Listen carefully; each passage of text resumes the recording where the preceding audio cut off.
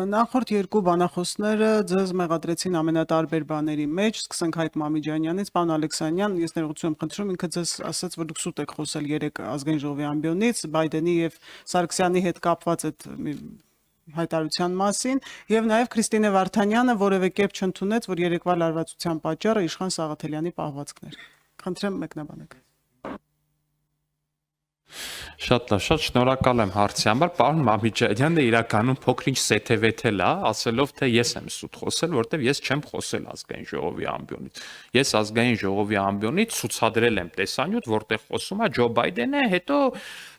թարգմանել եմ Ջո Բայդենի խոսքը։ Այսինքն Հայկ Մամիջանյանը ուզեցել է ասի, որ Ջո Բայդենը ստում է,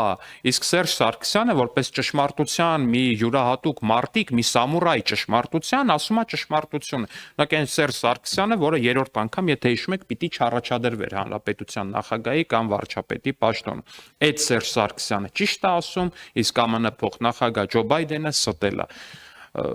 Ռոբերտ Քոչյանի թիմն էլ պնդում է, թե Ամերիկայի բարձրաստիճան դիվանագիտներն են ստել Wikileaks-ի թղթերում, թե իբր որ երբ որ ասել են, որ Ռոբերտ Քոչյանը ասել է ԱՄՆ նախագահին, որ եթե Թուրքիայի հետ սահմանը բացվի, ինքը պատրաստ է գնալ ԱՄՆ սենատում խնդրել, որ չընդունեն ցեղասպանությունը դատապարտող բանաձևը։ Մի խոսքով ամբողջ աշխարհը ստում են, Սերժն ու Քոչյանը ճշմարտության վերջին մոհիկաններն են։ Հավատացեք Սերժին ու Քոչյանին։ Նրանց ասածը այդպես կարելի է վերաձևակերպել, պարոն Հովհաննիսյան։ Անդրադառնալով երեկվա միջադեպին, նախ ես պետքա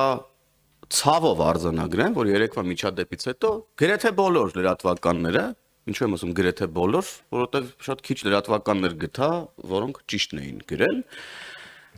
եւ գրել էին իբր այդ միջադեպը ազգային ժողովում տեղի է ունեցել ցեղասպանության թեմայի քննարկման կոնտեքստում եւ քաղաքացիական պայմանագիր ուրեմն խմբակցության падգամավորներն էլ արձագանքել են այդ քննարկմանը այդ ձևով։ Ես պաշտոնապես ասում եմ, որ այդ նյութերը, հարգելի ազատության ներկայացուցիչներ, 5-րդ ալիքի ներկայացուցիչներ, ընդդիմադիր բոլոր ուրեմն ուժերի ներկայացնող լրատվամիջոցներ, ցավում եմ, որ ազատությունն էլ է միացել այդ ուրեմն արշավին։ Այդ ամենը սուտ է։ Երեկվա ազգային ժողովում տեղի ունեցած միջադեպը տեղի է ունեցել Արագավազ դաշնակ Իշխան Սաղաթելյանի խուլիգանական լկտի պահվածքի հետևանքով, ինչին մենք արձագանքել ենք։ Հետո իհարկե այդ ընթացքում Իշխան Սաղաթելյան էլի տեսանք, որ փախավ ինչ-որ միտեղ չգտանք, որ հենց իրան արձագանքենք, եւ տեղի ունեցավ այն ինչ-որ տեղի ունեցավ։ Ցավում ենք, որ նման իրավիճակներ են ազգային ժողովում տեղի ունենում, բայց ուրեմն ցավոք ազգային ժողովում ներկայացված են Օսման դաշնակների ուրեմն հետնորդները փաստորեն եւ անընդհատ փորձում են սադրել, ինչի արդյունքում այո էմոցիաները երբեմն տեղի են տալիս, էմոցիաների համար մեր քաղաքացիներից սիրելի ներողություն ենք խնդրում, բայց եւս մեկ անգամ կրկնում եմ, որ դրան այդ միջադեպը ուղղորդող լրատվական այս հոսքերը ամբողջությամբ կեղծ ձևով էին ներկայացնում իրողությունները փորձելով ուրեմն օգնել ընդդիմության